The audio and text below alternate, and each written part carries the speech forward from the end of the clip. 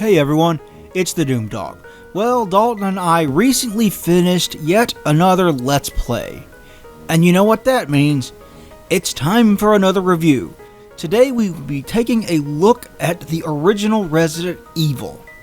This is the DualShock version of the director's cut for the PlayStation 1.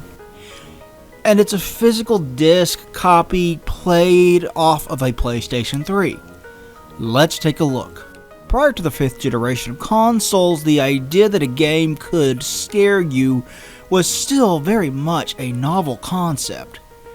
There were games such as the Splatterhouse series and Castlevania that would use horror imagery and themes to create their world and inspire their level design. But games that would actually attempt to frighten the player were few and far between. There were occasional attempts at this.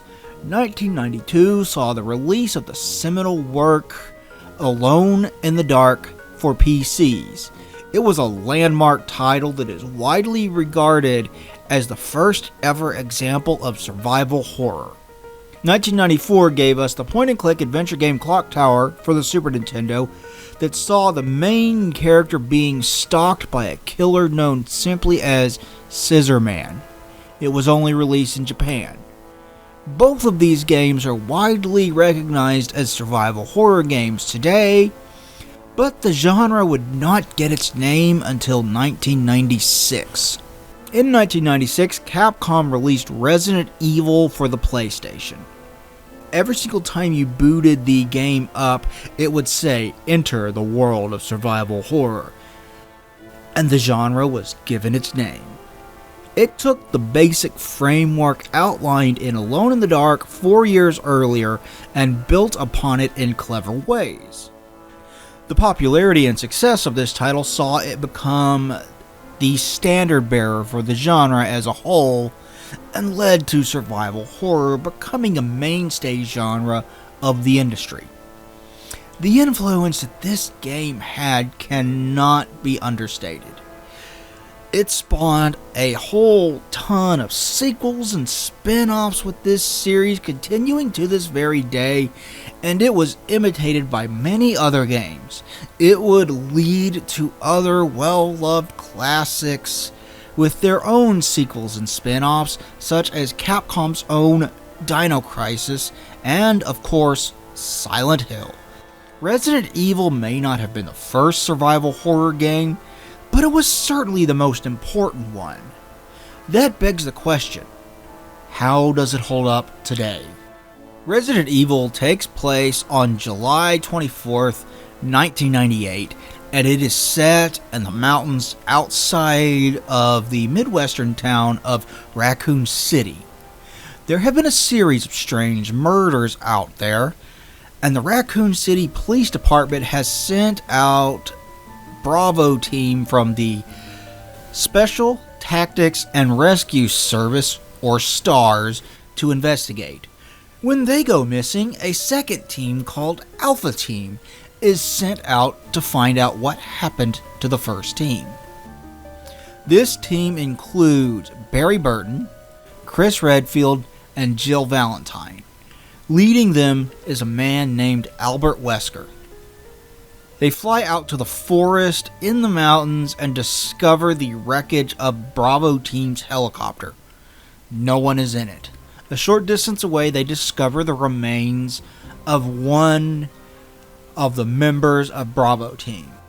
One of the team's members, a man named Joseph, is killed by a vicious dog, and a group of dogs attack the rest of the team. In a panic, the team's helicopter pilot, Brad Vickers, takes off, leaving the rest of the team stranded in the woods. They run away from the dogs and notice a mansion out here in the middle of nowhere. They escape to the house before the dogs can catch up to them. The team decides to split up and explore the mansion. What secrets does this mansion hold? What is with the strange murders? And why was the team attacked by dogs? Play Resident Evil to find out. This is a decent enough setup for a horror game. The old creepy mansion idea was cliche even when this game was released, but that was from movies. The concept of a horror game set in one was still fresh because the concept of a horror game in general was still new. It works as a good setup for the game and its story. The game does have a decent plot twist or two in store for the player. There is some decent lore in the various files that you find as you explore the game. If you have never played it, the story does well to set up an interesting universe and leave plenty of room for more sequels in the future. It gives you a satisfying ending, though. It does not end on a cliffhanger. Is the story itself good? No, not really. The cutscenes are fairly sparse, and there are really only 2 scenes of any substantial length. There is one for the intro and setup to the game, and one toward the end when everything is finally explained to you. Most of what is in between these 2 are short and to the point. While the game overall is fairly well paced from a gameplay standpoint, this does leave the pacing of the story feeling uneven. This does not even get into the translation problems. Resident Evil is rather infamous for its translation issues. Putting this as simply as I can, the dialogue in this game is terrible. It is the kind of terrible where lines will stand out to the player because of just how bad they are.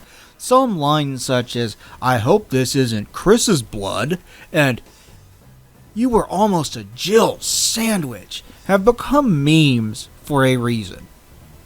Beyond that, this game has a tendency to introduce characters only to give them 1 or 2 lines of dialogue at most.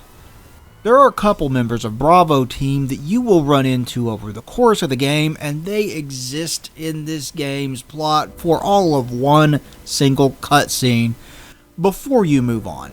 Hell, even the main characters get little to no actual development. They would get a lot more as the series went on, but there is very little in this first game. Here's the thing, though. This game's cutscenes all have a B-movie quality to them. This is a prime example of so bad it's good. The cutscenes in this game are oftentimes unintentionally funny because of how bad the dialogue is, and I legitimately enjoy it for this reason. The fact that it managed to have a nice twist or 2 and some interesting lore is icing on top of the cake. Easily the best part of the story is the character Barry Burton. I do not know why, but he is given pretty much all of the best and most infamous lines in this game, and it gives him this unique charm that the other characters don't have. It makes him very likable. For me, he is the most memorable part of this game. It's a shame that he has only come back in 1 Resident Evil game since this one was released. I believe he should have played a bigger part in the series. How does it look then? When you are dealing with a game this old, you have to temper your expectations. Early 3D games have generally not aged well. Resident Evil is no exception to this. Every 3D model in this game is low poly, and the textures on all of it are low detail and low resolution. By modern standards, I am sure a lot of people would call this game ugly.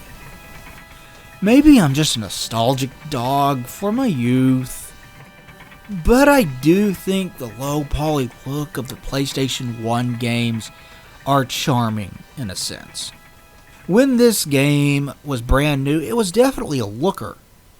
This might be hard to imagine nowadays, but this game featured gorgeous pre-rendered backgrounds that made up the game's environments, and 3D polygonal models exploring those environments. It was a trick that was pretty common on the PlayStation 1, and it was a good look at the time. In their day, they looked gorgeous and realistic. Having said that, the resolution of those environments was rather low at the time. They were designed to be displayed on an older CRT TV that would hide the game's faults better.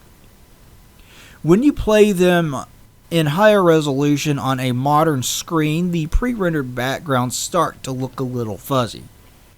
Everything looks blurry when displayed at a much higher resolution. Because of this, modern TVs are not kind to this game. If you want to play through Resident Evil, you're just going to have to deal with the fact that it looks dated because it is. This game's problems do extend beyond dialogue and graphics. The audio is not amazing either. The audio mixing flat out sucks, with the game's dialogue often being drowned out by music and environmental noises. On occasion, I have trouble hearing what the various characters are saying because the other audio is just drowning it out. Given the age of the game, it is to be expected because companies were just starting to work voice acting and audio that wasn't MIDI into their games. They were just starting to experiment with sound mixing. Beyond that, the environmental sound effects are serviceable. You can hear your footsteps everywhere you go, and the sound of those footsteps does change depending on the surface that you are currently walking on. This was a very nice touch back then. It is eerily quiet in the mansion. Quite often, the only audio that you will hear is the character's footsteps. This does build a tense atmosphere and mood. Gunshots are fairly weak in this game, but that is to be expected. Combat is not this game's big focus. Exploration and atmosphere are. The audio for the various weapons gets the job done, and a weapon like the shotgun does have a different and more impactful sound than something like the pistol. It works fine for what it is, but none of it sounds particularly impressive. There are other environmental noises as well, such as the turning of doorknobs and the opening of doors and the groans of zombies. Hunters have a higher pitched squeal when they are injured, and there are effects such as dogs howling and crows squawking. It all helps to build a tense atmosphere, which goes a long way to selling the horror. This game's music varies wildly depending upon which version of the game you have. The original release has a very good, slow and moody soundtrack that ramps up the intensity when you are under attack and in tight situations. But the director's cut has a completely reworked soundtrack. I have to be honest, I do not like that soundtrack as much as the original. It is a shame that the soundtrack was swapped out, in my opinion, as the original was better. The original also did not have the rather infamous basement music. I use the word music as loosely as possible. If you have played it, you know exactly what I'm talking about. It's so bad that it's become a meme as well. What about the voice acting then? Oh boy, the voice acting. Putting it simply, it's awful. Every single actor in this game turns in a terrible performance. I would be lying if I said that it's not charming in a sense, though. The voice acting goes a long way to give this game that B-movie feel that I mentioned earlier.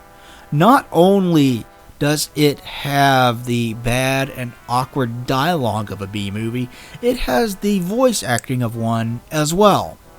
There is definitely a certain charm to that, and it is humorous. This game's acting and dialogue is the kind of thing that you would see on a Mystery Science Theater 3000 episode. And I have to be honest, I kind of fucking love that. How does it play then? Resident Evil sees you exploring a giant mansion and a few other areas as you solve puzzles and either avoid or combat enemies spread throughout it. You might solve a puzzle and gain access to a key that will let you into more rooms with more puzzles. In doing so, you discover more and more of the mansion's secrets. It is not that simple though, because the game will place quite a number of enemies in your path as you explore. You either need to find ways around them or kill them, removing them from your path. Either way of dealing with them is fine, but your resources for combat are finite. You have to pick and choose what enemies you decide to take out based on what ammo you have and what weapons you have that ammo for. Sometimes it is better if you just avoid fights. Ammo is not the only limited resource either. You have to save your game at one of a number of typewriters spread throughout it. You need an ink ribbon when you are at that typewriter or you will not be able to save.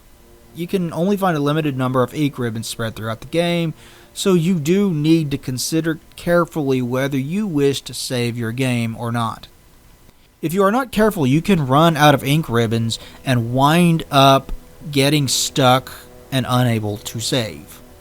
The save system was designed to heighten tension as you play, but I have to be honest, for me, it does not do this. I find it more of an annoyance than anything else. The save system in the old Resident Evil games is one of the complaints that I have about them. I have never liked it. Maybe you feel differently about it, but I would prefer to be able to save anytime I wish. You have a limited number of inventory slots as well. Every item you pick up takes up one slot. Only ammo and ink ribbons stack. The game does have safe rooms throughout it with item boxes though, so you can store items in those for later use. This does mean that you will definitely be doing some backtracking.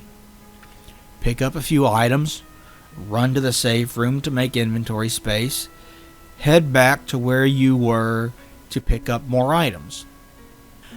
At times this is a bit of a nuisance because you will need to leave behind something such as health items or a bit of ammo so you can come back and pick it up. But it also makes you stop and consider what items and weapons you want to take with you when you leave the safe room. You have to plan carefully to make the best use of your items and inventory space. I do like this aspect of this system. Speaking of healing items, most of the ones that you will find will be herbs. You can find 3 different types of herbs in this game.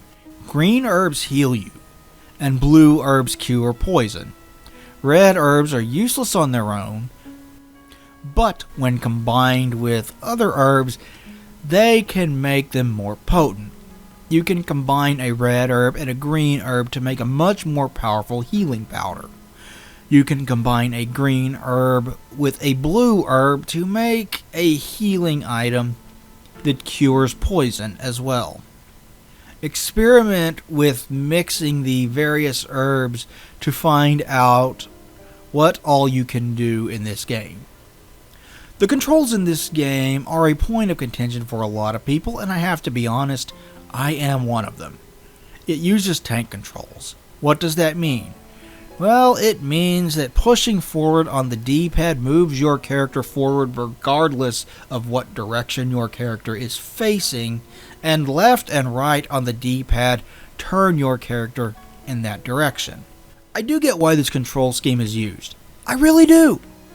Every area in this game is displayed through cinematic camera angles. And this style of controls does mean that you will continue moving forward after the camera shifts to a new angle. Given the way the game is structured, this does make sense and it works fine for what it is. The control scheme just feels clunky to me, and it always has. I frequently find myself getting stuck on objects in the environment or on walls as I play through the game because of the controls. I can wrap my head around it enough to beat the games, but I have never liked these control schemes. I enjoy the games despite feeling like I am constantly fighting with the controls, and I've always felt this way. What about replay value then? Oh, Resident Evil has a fuck ton of that. There are two playable characters in this game, Chris Redfield and Jill Valentine. This means that there are two different paths through the game, and you experience two different takes on this game's story. Chris has a character named Rebecca Chambers that does not appear in Jill's campaign, for example. Barry Burton does not appear in Chris's campaign. Beyond this, there are more differences. Jill has 8 inventory slots, Chris only has 6. Chris can take more punishment before dying, though. Jill gets access to a grenade launcher and its various types of ammo. Chris gets a flamethrower in one section of the game. I swear it feels like enemies have more health in Chris's campaign as well, but I'm not sure about that one. His campaign is certainly the more difficult of the two. Beyond that, there is more than one way to beat this game. It has multiple endings that depend largely on the actions you take throughout the game, as well as how quickly you can beat it. I will not spoil anything story-wise here, but there are certain objectives that you can change how this game plays out toward the end. This game also has alternate costumes for the characters that you can unlock. There's a lot of reason to play through this game multiple times. At times it has probably sounded like I have been hard on this game. Graphically, it's extremely dated. The dialogue is bad. The acting is bad. The controls are clunky. The sense of direction could be better. And I do not like the save system. You might think that I do not like this game at all, but you would be wrong. I like Resident Evil quite a lot. If you're willing to look past its shortcomings, you are in for a treat of a game. Having said that, it is asking a lot to look past its numerous flaws. I know that, and there is a remake of the game that came to the GameCube that fixes a hell of a lot of what is wrong with this game. It is an objectively better version of Resident Evil. It was remastered for the PlayStation 4, the Xbox One, the Switch, and PC. If the original is just too dated for you, give that version a try.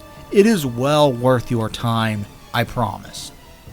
If you wish to play through the original, there is no shortage of ways to do this. It was released 3 separate times on the PlayStation 1. The original, the Director's Cut, and the DualShock version of the Director's Cut. Beyond that, it has been ported multiple times. There is a Sega Saturn version, a PC version, but good luck getting your hands on that, and a Nintendo DS port as well. The PS1 Classics version is also available on the PlayStation Network. It should not be difficult to get your hands on a version of this game to play. Thank you all for watching. Please like, comment, and subscribe. Ring the bell to make sure you get notifications from this channel. If you could share this video, that would help us out a lot. What do you think of this game? Do you love it despite its flaws, like I do, or is it too dated for you? Let us know in the comment section below. Talk to you later, everybody. Doom Dog.